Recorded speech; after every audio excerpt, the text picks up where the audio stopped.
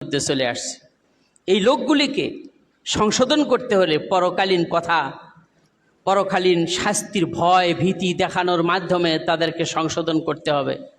আল্লাহর একাত্মবাদের ঘোষণা দাওয়াত প্রচার করতে হবে।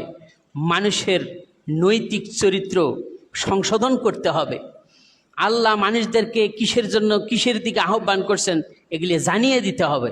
নবী রাসূলরা যা জানিয়েছেন সেগুলি তো জানিয়ে দিতে হবে, ঠিক কিনা কন? তাহলে এই মানুষগুলির চরিত্র একমাত্র সংশোধন হতে পারে আল্লাহ যদি ইচ্ছা করেন। সেই সময় তারা পুনরুত্থানকে অস্বীকার করেছিল।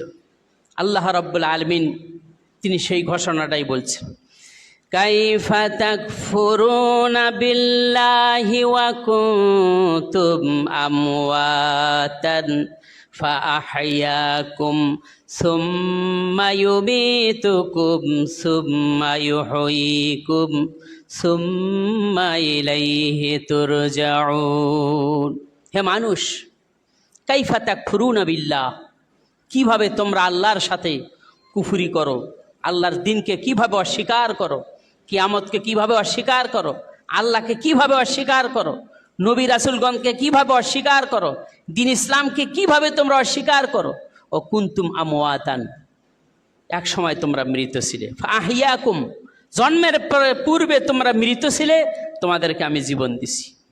সুম্মা ইউমীতুকুম সুম্মা ইউহয়িকুম, নির্দিষ্ট কাল, নির্দিষ্ট সময়, নির্দিষ্ট বয়স পর্যন্ত দুনিয়াতে তোমরা থাকবে। এরপরে আবার তোমাদেরকে আমি মৃত্যু দিব। মৃত্যুর পরে আবার তোমাদের সমাধি করা হবে, কবরস্থ করা হবে।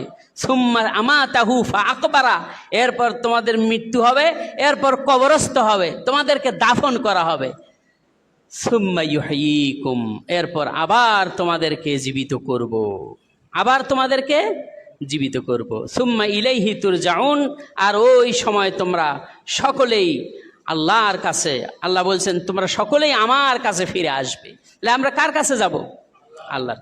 এজন্যই মানুষ কোনো মুসিবতে পড়লে বা মানুষ মারা গেলে কি বলে?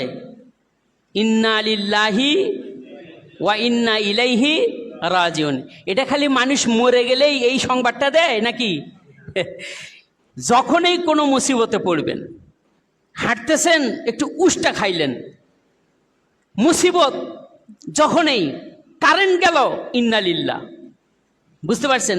যখনই কোনো মুসিবত আসবে তখনই পাঠ করুন ইন্না লিল্লাহ, নিশ্চয় আমরা কার জন্য? আল্লাহর জন্য। ওয়া ইন্না ইলাইহি রাজিউন, আর আমরা তার কাছেই ফিরে যাব। তার মানে দুনিয়াতে আমাদের অস্থায়ী ঠিকানা, এটা চিরস্থায়ী ঠিকানা নয়। বুঝতে পারছেন তো ইনশাআল্লাহ? আল্লাহ রাব্বুল আলামিন তিনি বলছেন, দুনিয়াতে থাকাকালীন অবস্থায় একটা মানুষের কি দরকার তা আমি সব জানিয়ে দিয়েছি। নবী রাসূলের আগমনের মাধ্যমে তাদের সব কিছু আমি দিয়ে দিয়েছি, তাদের প্রয়োজন পূর্ণ করেছি। তারা কার আনুগত্য করবে, কার দাসত্ব করবে, আমি তাও বলে দিয়েছি। এইখানে আনুগত্য করতে হবে একমাত্র আল্লাহ তাআলার। এটা আল্লাহ পাক বলে দিয়েছেন। সারা বিশ্বে যত নবী রাসূল এসেছে সকলেই এই দাওয়াত দিয়েছিলেন। আর এই দাওয়াত যারা মেনে নিয়েছে তারা মুসলিম, আর এই দাওয়াত যারা মেনে নেয় নাই তারা কি? অমুসলিম, কাফির। বুঝতে পারছেন? আবার কেউ আছে এই দাওয়াত মুখে মুখে গ্রহণ করেছে, কাফেরদের সাথে বন্ধুত্ব থাকে, তারা কি?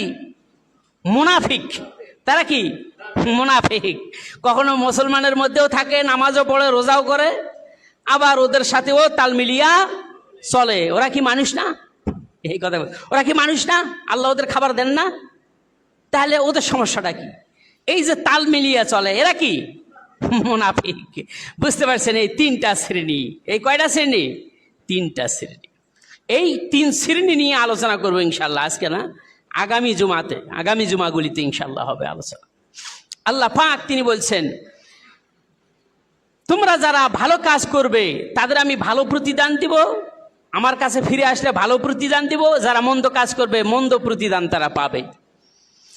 তাহলে এই পৃথিবী একসময় শেষ হয়ে যাবে, মহাপ্রলয় হবে, যা আমি গত দুই জুমায় আলোচনা করেছি। আজকে পুনরুত্থান সম্পর্কে আমি আলোচনা করতেছি। যারা অবিশ্বাস করে যে আবার দ্বিতীয়বার উঠানো হবে না, হাসর নাসর কিছু নাই, তাদের ব্যাপারে আমি বলছি।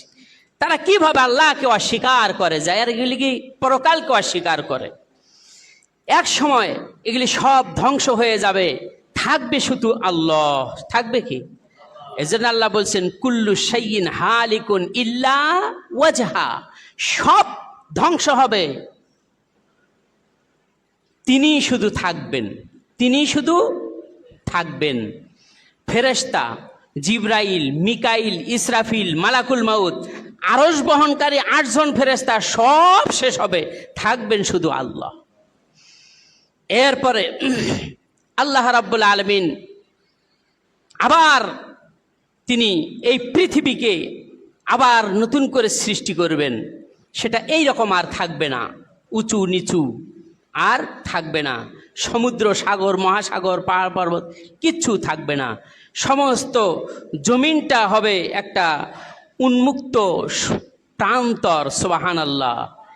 এটা একটা ময়দানে পরিণত হবে, যে ব্যাপারটি আল্লাহ রাব্বুল আলামিন তিনি বলেছেন ওয়াতারাল আরদা বারিজাতান ওয়া হাশারনাহুম ফালাম নুগাদির মিনহুম আহাদা।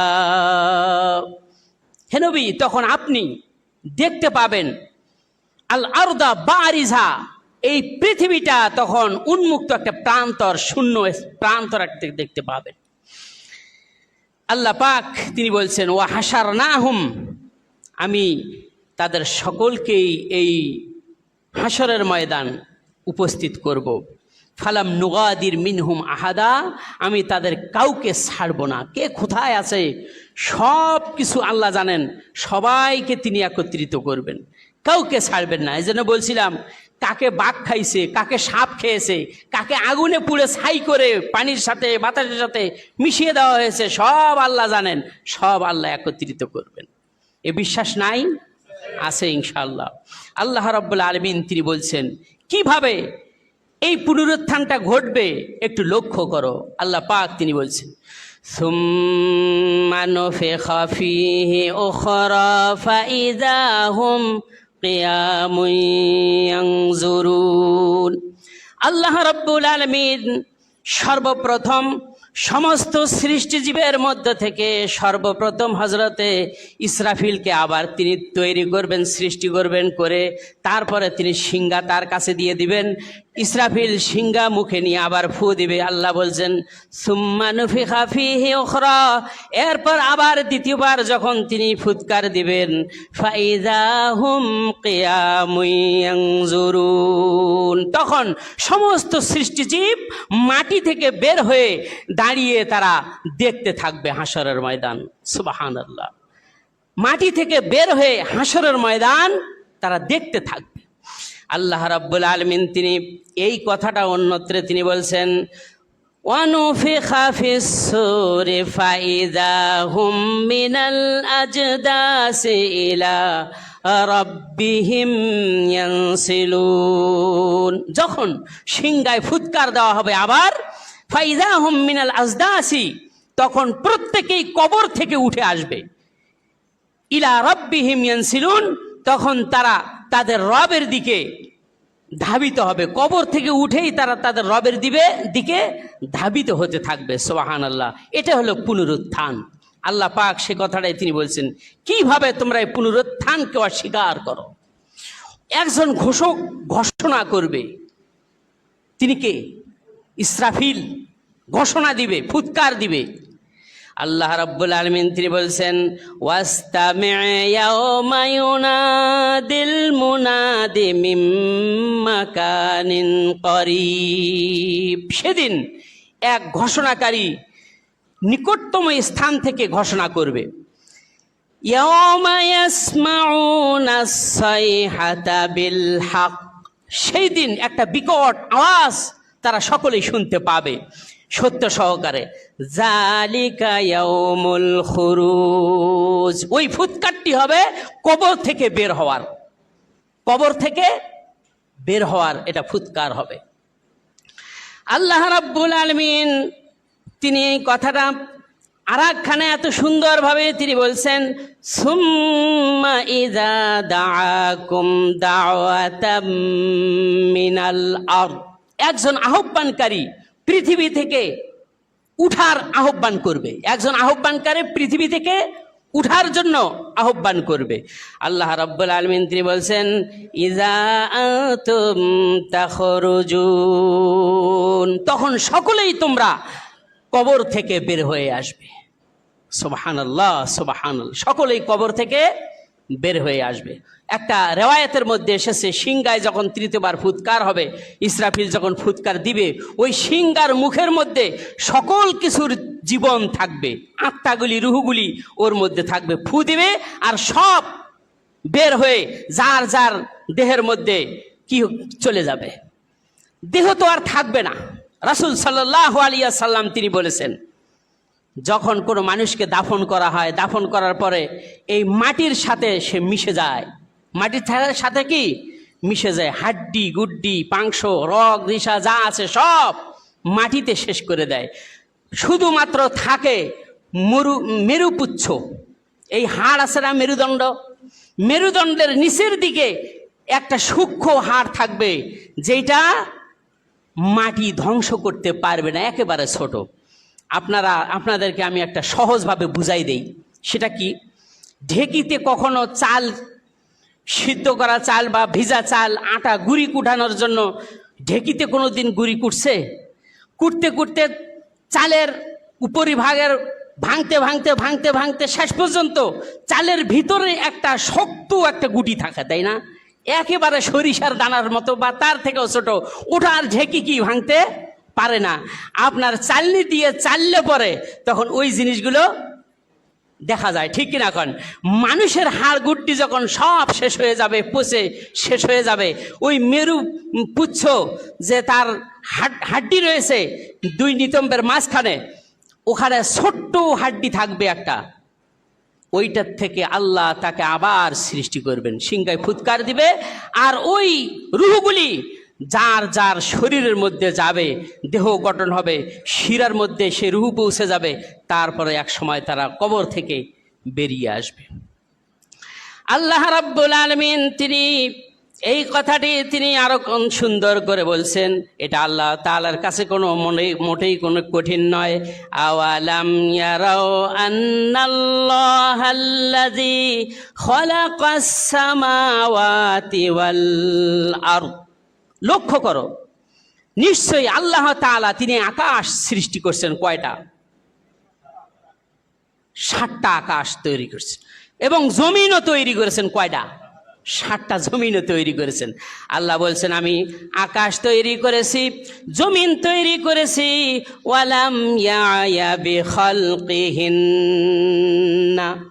এগুলি তৈরি করতে গিয়ে কোনো ক্লান্তি আমাকে স্পর্শ করে নাই, অর্থাৎ আমি কোনো ক্লান্তি বোধ করি নাই। সুতরাং বিকাদিরিন আলা আইয়ুহিয়াল মাউতা, অনুরূপভাবে আমি ক্ষমতাবান তোমাদেরকেও মৃত্যুর পরে আবার জীবন দেওয়া। সুবহানাল্লাহ, এটা ক্ষমতা তার। সুবহানাল্লাহ। আপনার লক্ষ্য করুন, দুনিয়াতে এরকম ঘটনা ঘটেছে, মরার পরেও আবার জিন্দা হয়েছে, হয় নাই? হয় নাই? আসহাবে কাহাফ পড়ছেন সূরা কাহাফ, ওখানে আসহাবে কাহাফের ঘটনা আছে। 7 জন ব্যক্তি গুহার ভিতরে ঢুকেছে, কত বছর ঘুমান্ত ছিল? 309 বছর পর্যন্ত ঘুমন্ত অবস্থায় ছিল। বুঝতে পারছেন? তাহলে 300 বছর চলে গেছে তার ঘুম। ঘুম মানে কি? মৃত্যু। তারপরে এই 309 বছর পরে আবার আল্লাহ তাদেরকে জাগাইয়া দিচ্ছেন। দেখছেন, এটা উদাহরণ আল্লাহ দিয়ে দিয়েছেন বিশ্ববাসীর কাছে, যে এইরকম ভাবে আমি আবার পরকালে তোমাদেরকে, তোমাদের নিদ্রাস্থলে থেকে আমি তোমাদেরকে উঠাবো, মাটির ভিতর থেকে আমি তোমাদেরকে উঠাবো। জমিনকে আল্লাহ রাব্বুল আলামিন নির্দেশ দিবেন তোর ভিতরে যা আছে সব উগলে বের করে দে। আল্লাহ পাক তিনি বলছেন ওয়া আলকাত ফি মা ফিহা ওয়া তাখাল্লাত, জমিন আল্লাহর নির্দেশ পাওয়া মাত্রই ওয়া আলকাত মা ফিহা ওয়া তাখাল্লাত, তার ভিতরে যা কিছু আছে সব কিছু বের করে দিয়ে সে শূন্য গর্ভ হয়ে যাবে, অর্থাৎ সে খালি হয়ে যাবে। যত মৃত আছে সব তিনি এই জমিন বের করে দিবে, আর কোনো মৃত ব্যক্তি থাকবে না। আল্লাহ রাব্বুল আলামিন তিনি হলেন মহাশক্তিশালী, তার শক্তির উপর কোনো শক্তি আছে নাকি? এই জন্য আল্লাহ বলছেন বালা ইন্নাহু আলা কুল্লি শাইইন কাদির, জেনে রাখো নিশ্চয়ই তিনি কুল্লি শাইইন কাদির, সর্বশক্তিমান, সব জিনিসের উপর সুবহানাল্লাহ। এই জন্য আল্লাহ তাআলার শুকরিয়া আদায় করতে হবে। আল্লাহ রাব্বুল আলামিন তিনি সুন্দর করে তিনি বলছেন কবর থেকে উঠার আমি নির্দেশ দিব, ওই সময় তারা কবর থেকে উঠে আসবে। আল্লাহ পাক তিনি বলছেন ইয়াউমা ইয়াখরুজুনা মিনাল আজদাসি সিরাআ, আমি তাদেরকে কবর থেকে বের করে আনবো। কাআন্নাহুম ইলা নুসুবিন ইউফিদুন, কবর থেকে বের হওয়ার পরে তারা লক্ষ্যস্থলের দিকে দ্রুত ধাবিত হবে, দ্রুত বেগে একটা লক্ষ্যস্থলের দিকে ধাবিত হবে। যেমন ধরেন কোনো মানুষ কোথাও যাওয়ার চিন্তা করলে আপনার খুবই তাড়াতাড়ি গোসল করে পোশাক পরে তারপরে তার লক্ষ্যবস্তু যেখানে, লক্ষ্যস্থান যেখানে, সেখানে যাওয়ার জন্য খুব তাড়াহুড়ো শুরু করে দেয়। এইরকমভাবে যখন কবরবাসীরা উঠবে, উঠার পরে পরে তারা তাদের লক্ষ্যস্থলের দিকে দ্রুত বেগে চলে যাবে। ওই সময় অবস্থাটা কেমন হবে? খাশিআতান আবসারুহুম, তারা অবনত নেত্রে অর্থাৎ অবনত দৃষ্টিতে তারা থাকবে। তারা হাকুহুম জিল্লাহ, অপরাধী যারা তারা হীন লাঞ্ছিত অবস্থায় থাকবে। তাহলে যারা আল্লাহর কথা শোনে নাই তারা কি অবস্থায় থাকবে? লাঞ্ছিত অবস্থায় থাকবে। এই জন্য আল্লাহ তাআলার কথা শুনতে হবে। আল্লাহ যা আদেশ করেছেন, যা অর্ডার করেছেন, তা আমাদেরকে মেনে চলতে হবে। তাহলে আল্লাহ পাক সেই দিন লাঞ্ছনা থেকে আমাদেরকে মুক্তি দান করবেন, ঠিক কিনা কন? এজন্যই কথাগুলি খেয়াল করতে হবে। আল্লাহ রাব্বুল আলামিন তিনি বলছেন মুমিন ব্যক্তি যারা, তারা যখন উঠবে ইয়াউমা ইয়াদউকুম ফাতাস্তাজিবুনা বিহামদি রাব্বিহ, যখন তাদেরকে ডাকা হবে, আহ্বান করা হবে, ইয়াদউকুম ফাস্তাজিবু, তখন তারা সেই আহ্বানে সাড়া দিবে। বিহামদিহি, প্রশংসার সাথে। কার প্রশংসা করবে? আল্লাহ পাকের। মুমিনরা করবে আল্লাহ পাকের প্রশংসা। আল্লাহর প্রশংসা করতে করতে তারা উঠবে, আর তারা মনে করবে ওয়ানাজুন্নু আন লাবিস্তুম ইল্লা কলিলা, তাদের কাছে যেন কবরের জিন্দেগিটা সামান্য মাত্র সময়ে তারা কবরে অবস্থান করছিল এই রকম মনে হবে, কিন্তু শত হাজার বছর চলে গেছে এটা মনে করবে না। মনে করবে যেন এই সামান্য কিছু সময়, একদিন বা তার কিছু অংশ আমরা ঘুমান্ত অবস্থায় ছিলাম, এইটা তারা মনে করবে। আল্লাহ রাব্বুল আলামিন তিনি এই কথাটি অন্যত্রে তিনি এইভাবে বলছেন, সেই দিন রব্বুল আলামিনের সামনে যখন তারা দণ্ডায়মান হয়ে, কবর থেকে দণ্ডায়মান হয়ে যখন হাশরের ময়দানে চলতে থাকবে, হাশরের ময়দানে কোনো শব্দ তারা করতে পারবে না। সব শব্দ স্তব্ধ হয়ে যাবে। আল্লাহর ভয়ে সমস্ত শব্দ স্তব্ধ হয়ে থাকবে, কিন্তু মৃদু পদধ্বনি ছাড়া। একথা আল্লাহ বলছেন, মৃদু পদধ্বনি। ধরে নেন আদম আলাইহিস কবর থেকে দণ্ডায়মান হয়ে যখন হাশরের ময়দানে চলতে থাকবে, হাশরের ময়দানে কোনো শব্দ তারা করতে পারবে না। সব শব্দ স্তব্ধ হয়ে যাবে। আল্লাহর ভয়ে সমস্ত শব্দ স্তব্ধ হয়ে থাকবে, কিন্তু মৃদু পদধ্বনি ছাড়া। একথা আল্লাহ বলছেন।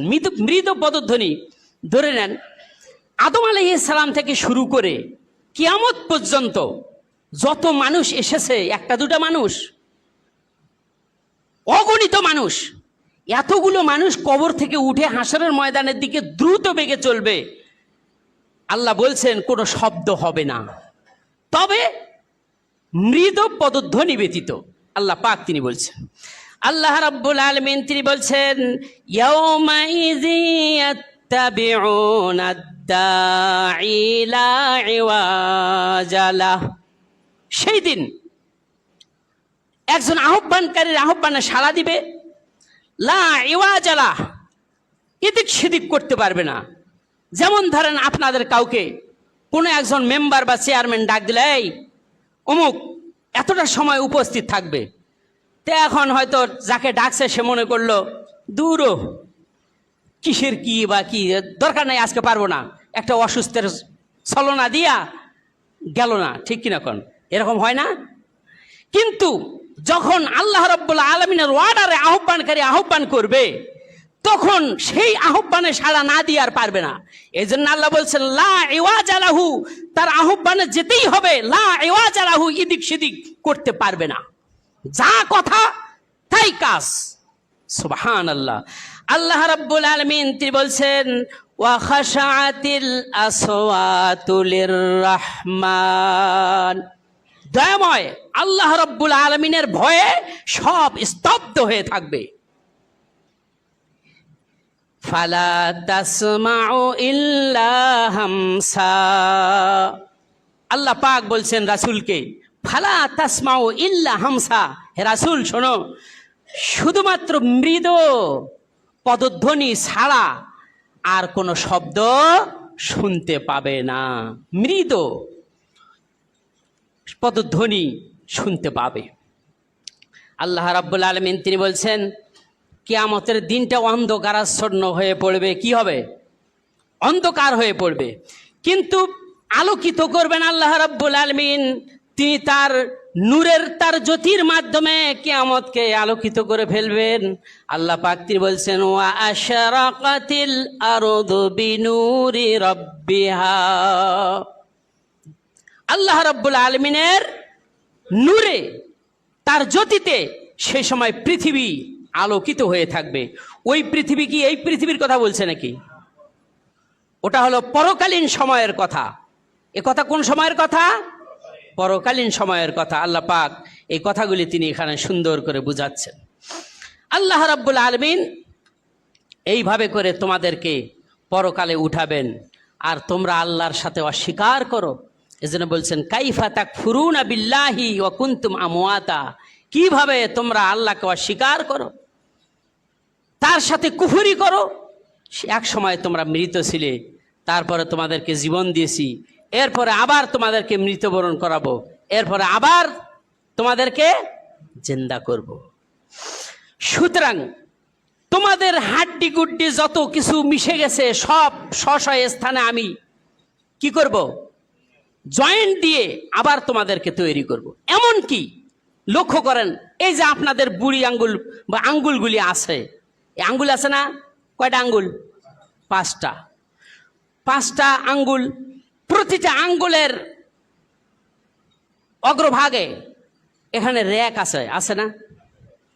আপনারা যখন মোবাইল সিম নিবন্ধন করছেন, যখন আপনি বা আমি রেজিস্ট্রি অফিসে গিয়ে কোনো জমির দলিল করেছি, তখন সেখানে আঙ্গুলের ছাপ দেওয়া লাগছে কিনা? ভোটের সময় যখন ভোট দিচ্ছেন, তখন সেখানে আঙ্গুলের ছাপ দেওয়া লাগছে কিনা? টিপ দেওয়া লাগে নাই? তাহলে এখানে রেখা আছে কয়টা? গুনছেন কোনোদিন? কোনোদিন গুনছেন? গণেন নাই। আল্লাহ রাব্বুল আলামিন তিনি বলছেন, তোমাদেরকে যখন আমি পুনরুত্থান করব, কবর থেকে উঠাবো, তোমাদের মাথা যেখানে সেখানেই মাথা থাকবে, যেখানে কান সেখানেই কান থাকবে, যেখানে নাক সেখানেই নাক থাকবে, যেখানে তোমার হৃৎপিণ্ড সেখানেই হৃৎপিণ্ড, যেখানে হার্ট সেখানে হার্ট, যেখানে কিডনি সেখানেই কিডনি, যে অঙ্গ যেখানে আছে সেখানেই সেটা আমি সেট করব। সুবহানাল্লাহ।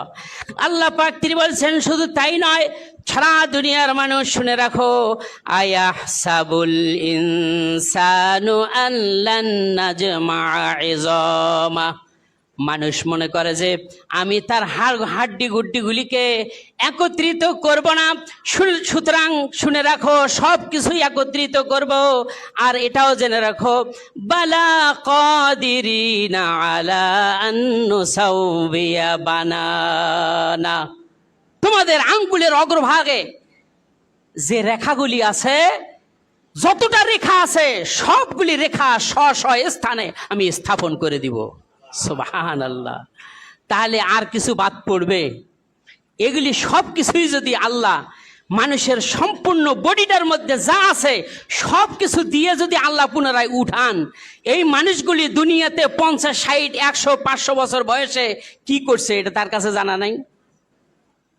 ফাঁকি দিতে পারবে? ফাঁকি দিতে পারবে না। সুতরাং আল্লাহ বলছেন, লাকাদ আহসাহুম ওয়া আদ্দাহুম আদ্দা, আমি আল্লাহ বিশেষভাবে গণনা করে রাখছি। কুল্লুহুম আতিহি ইয়াউমাল কিয়ামাতি ফারদা, প্রত্যেকে আমার কাছে কিয়ামতের দিন পুনরুত্থান দিবসে এক এক করে কবর থেকে উঠে আসবে, এক এক করে কবর থেকে উঠে আসবে। ওই দিন হিসাব দিবেন কি? কি হিসাব দিবেন? এই প্রস্তুতি নিয়েছেন? এই ধরনের প্রশ্নের সম্মুখীন হবেন যে তার জবাব তৈরি করছেন? কি নিয়ে উপস্থিত হবেন? আল্লাহ বলছেন, ইয়াউমা ইয়াকুমু নাসু লিরাব্বিল আলামিন, সেই দিন তো মানুষ বিশ্ব পালনকর্তার সামনে উপস্থিত হবে। আজকে নামাজি নাই, অথচ নামাজের হিসাবটা সেদিন কিয়ামতের দিন প্রথম হবে। ঠিক কিনা কোন? এটা শোনেন নাই? অন্য আলেমদের কাছে শোনেন নাই? শুনছেন? আমিও বলছি, পৃথিবীতে যত আলেম আসবে কিয়ামত পর্যন্ত এই হাদিস যে পড়বে সেই বলবে প্রথম হিসাবেই হলো মানুষের কর্মের ব্যাপারে তার এই আপনার সালাতের হিসাব তাকে দিতে হবে, সে আল্লাহর ইবাদত করছে কিনা। আজকে শুক্রবারের দিনে সালাত আদায় করার জন্য আসছি। শুক্রবারের দিনে কি শুধু নামাজ ফরজ, না আরো আছে? 5 ওয়াক্ত নামাজেই ফরজ। যে শুধু মনে করে আমি শুধু শুক্রবারের নামাজেই পড়বো, অন্য নামাজ পড়বো না, ও মুসলমান থাকবে? ও মুসলমান থাকবে? আর জানাজা পড়বেন? মুসলমানের কবরস্থানে তার দাফন হবে? ওটা মুনাফিক। সূরা তাওবার মধ্যে আল্লাহ আয়াত নাজিল করে রাসূলকে জানিয়ে দিয়েছেন, মুনাফিক মরলে তার জানাজায় যাবে না, তার কবরের পাশেও দণ্ডায়মান হবে না। এ কথা আল্লাহ বলছেন রাসূলকে।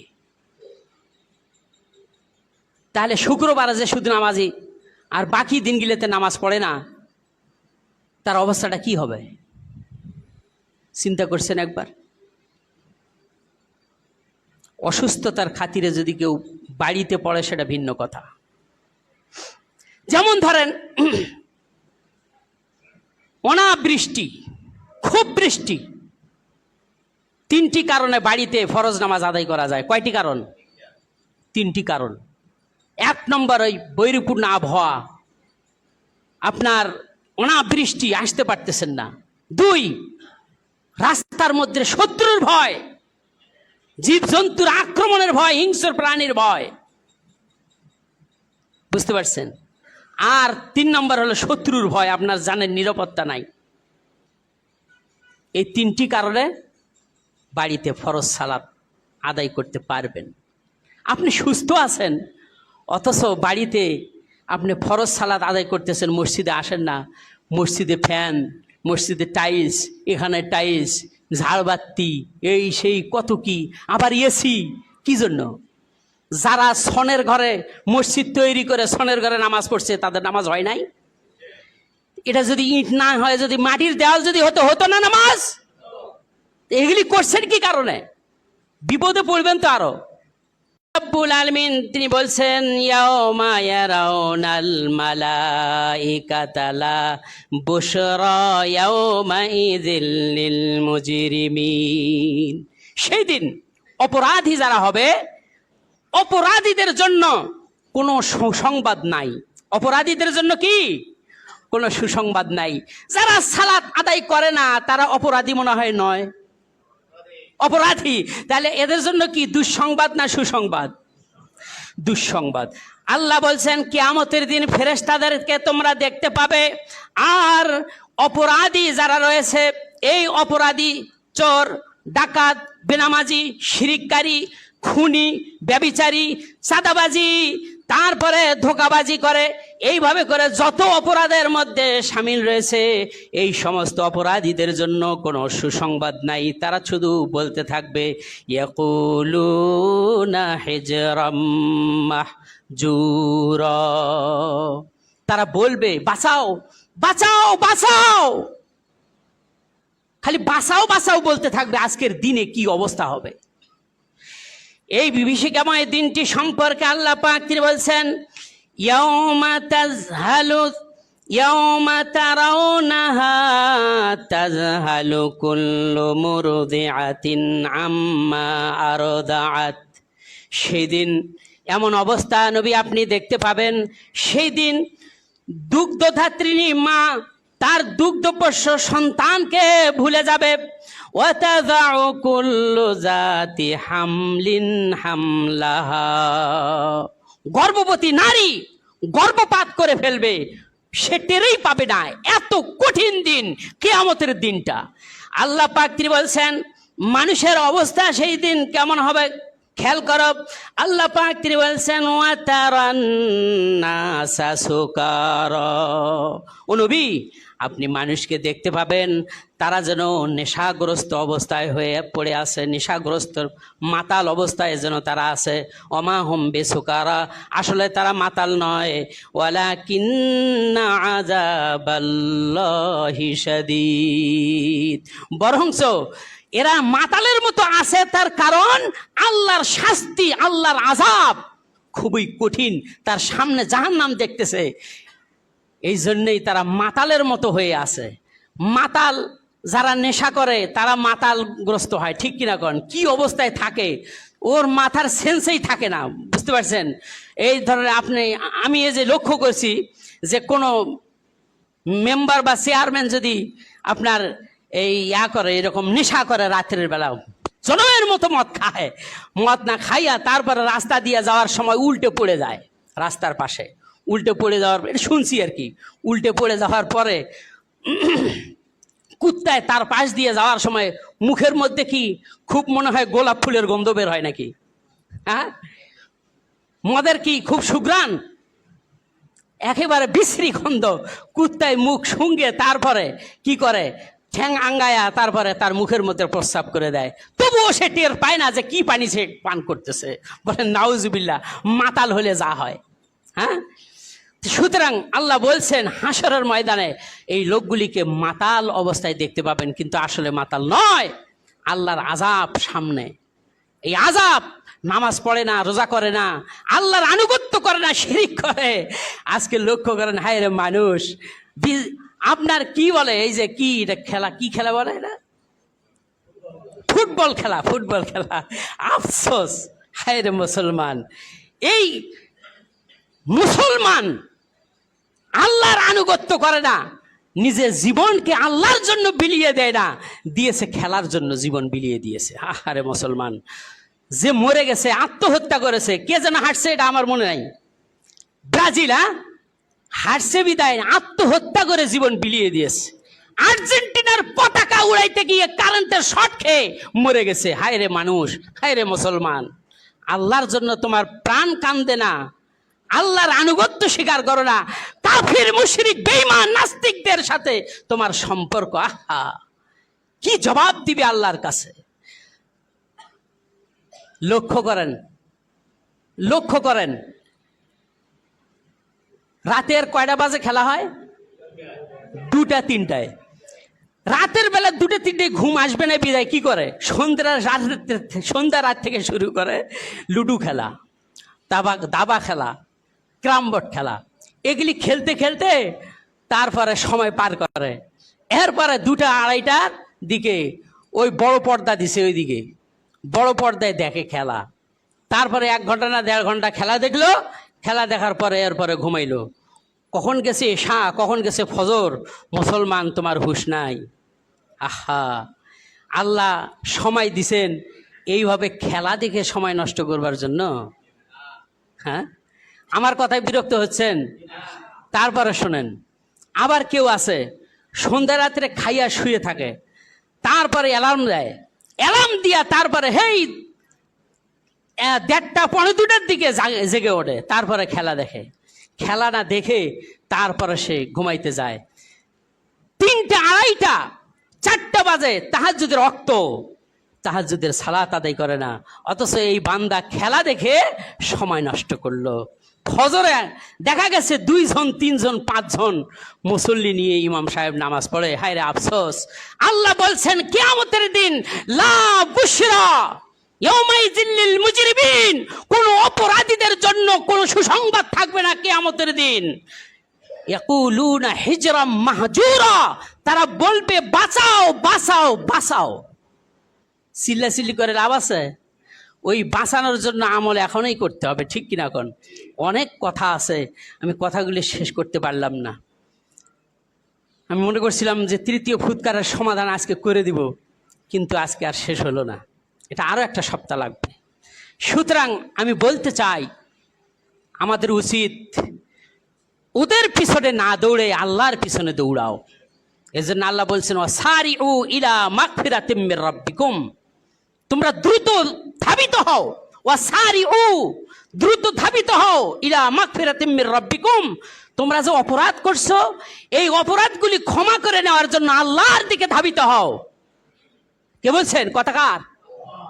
আল্লাহ এখনো সময় দিছেন, এখনো জান কবজ হয় নাই, এখনো যে জুমা পর্যন্ত জীবিত আছেন, বাড়ি যাওয়া পর্যন্ত আল্লাহ রাখবেন, সময় দিছেন তওবা করার। সময় দিছেন কি? এই কান ধরে উঠে বসা করার নাম তওবা নয়। তওবা যে অশ্লীল কাজ করতেছে সেটা থেকে ফিরে আসার নামেই তওবা, বুঝতে পারছেন? সেটা থেকে ফিরে আসার নামেই। নামাজ পড়েন নাই, নামাজ শুরু করে দিয়েছেন, তওবা হয়ে গেল। রোজা করেন নাই, রোজা করা শুরু করে দিয়েছেন, তওবা হয়ে গেল। মদ পান করেছিলেন, মদ ছেড়ে দিয়েছেন, তওবা হয়ে গেল। চুরি করেছিল, চুরি ছেড়ে দিয়েছে, তওবা হয়ে গেল, এখন ভালো মানুষ হয়ে গেল। এরপর আল্লাহ পাক তিনি বলছেন ফাইন তাবু ওয়া আকামুস সালাতা ওয়া আতাউজ যাকাতা ফাইখওয়ানুকুম ফিদ্দিন। যখন কোন অপরাধী অপকর্ম করার পরে ফিরে আসে, এরপরে সে ইমান আনে, এরপরে সালাত আদায় করে, যাকাত দেয়, সে দুনিয়ার মুসলিমরা তারা তোমাদের মুসলমান ভাই, দিনী ভাই তারা। সুবহানাল্লাহ। আল্লাহ রাব্বুল আলামিন তিনি বলছেন ইল্লা মান তাবা ওয়া আমানা ওয়া আমিলা আমালান সালিহান ফাউলাইকা ইউবাদদিলুল্লাহু সাইয়্যাতিহিম হাসানাতিন ওয়া কানাল্লাহু গফুরুর রহিমা। যারা অন্যায় অপকর্ম করার পরে ফিরে আসছে আর ওগুলি করে না, অনুতপ্ত হয়ে অনুশোচনা করে ফিরে এসেছে, আল্লাহর প্রতি ঈমান এনেছে, ভালো কাজ সৎ কাজ করে, ফাউলাইকা ইউবাদদিলুল্লাহু হাসানাত, ওই যে গুনাহ আছে সবগুলি গুনাহ আল্লাহ কি করবেন? পুণ্য দিয়ে পরিবর্তন করবেন। যেগুলি গুনাহ করছিলেন ওগুলি কি হয়ে গেল? পুণ্য হয়ে গেল, নেকিতে পরিণত হলো। কত অপশন আল্লাহ দিছেন। এখনো ফিরে আসুন বান্দারা, ফিরে আসুন।